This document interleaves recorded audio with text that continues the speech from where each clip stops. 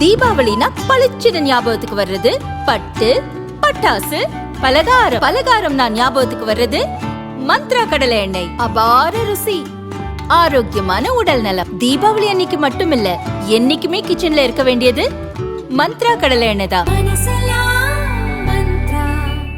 ஆப்கானிஸ்தான் எல்லையில் பதுங்கி இருந்தபடி டிடிபி எனப்படும் தெஹ்ரிக் தாலிபான் கிளர்ச்சி படை பாகிஸ்தானுக்கு எதிராக தீவிரமாக செயல்பட்டு வருகிறது.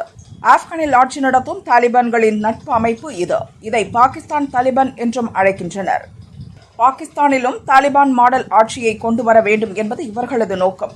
இதற்காக ஆயுதம் ஏந்தி பல ஆண்டுகளாக போராடி வருகின்றனர். பாகிஸ்தான் ராணுவம் மற்றும் அரசுக்கு எதிராக தொடர்ந்து தாக்குதல் நடத்தி வருகிறது. இவர்கள் நடத்திய குண்டுவீச்சு, தற்கொலை படை தாக்குதலில் பாகிஸ்தான் வீரர்கள் பலர் கொல்லப்பட்டிருக்கின்றனர். கடந்த ஒரு மாதமாக பாகிஸ்தான் ராணுவத்துக்கும் டிடிபி கிளர்ச்சி படைக்கும் இடையே பயங்கர மோதல் நடந்து வருகிறது.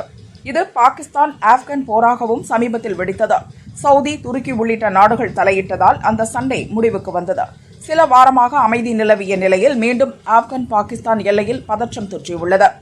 அதாவது பாகிஸ்தானின் கைபர் பக்துங்வா மாகாணம் குர்ரம் என்ற மாவட்டத்தில் பாகிஸ்தான் தாலிபான்கள் பதுங்கி இருப்பதாக பாகிஸ்தான் உளவுத்துறைக்கு ரகசிய தகவல் கிடைத்தது. இதையடுத்து ராணுவம் உஷாரானது. சம்பவ இடத்தில் தேடுதல் வேட்டை நடந்தது. இதில் இருதரப்புக்கும் இடையே துப்பாக்கிச் சண்டை நடந்தது. இந்த சண்டையில் கிளர்ச்சி படையைச் சேர்ந்த 12 பேரை சுட்டுக் கொன்றதாக பாகிஸ்தான் ராணுவம் அறிவித்துள்ளது. அதே பகுதியில் கிளர்ச்சி படையின் இன்னொரு குழுவினர் இருப்பதாக தகவல் வந்ததை அடுத்து அங்கும் தீவிர துப்பாக்கிச் சண்டை நடந்தது. இதில் பாகிஸ்தான் தாலிபான்கள் 11 பேரை ராணுவம் சுட்டுக் கொன்றது. கிளர்ச்சி படையைச் சேர்ந்த 23 பேரை சுட்டுக் கொன்றதாகவும் கிளர்ச்சி படையின் தளபதி லக்கி மர்வத் என்பவனை உயிருடன் பிடித்ததாகவும் பாகிஸ்தான் கூறியுள்ளது. இந்த சண்டையின் போது பாகிஸ்தான் வீசிய பீரங்கி குண்டு ஒன்று டீரா பள்ளத்தாக்கு பகுதியில் உள்ள வீட்டில் விழுந்தது. இதில் அங்கு வசித்த அப்பாவும் 4 வயது குழந்தையும் பரிதாபமாக உயிரிழந்தனர். ஏற்கனவே பாகிஸ்தான் தாலிபான்களை தாக்குகிறோம் என்று சொல்லி சொந்த கிராமம் மீதே பாகிஸ்தான் சமீபத்தில் போர் விமானங்களை அனுப்பி குண்டு வீசியது. இதில் அப்பாவி கிராம மக்கள் 50க்கும் மேற்பட்டோர் கொல்லப்பட்டது குறிப்பிடத்தக்கது.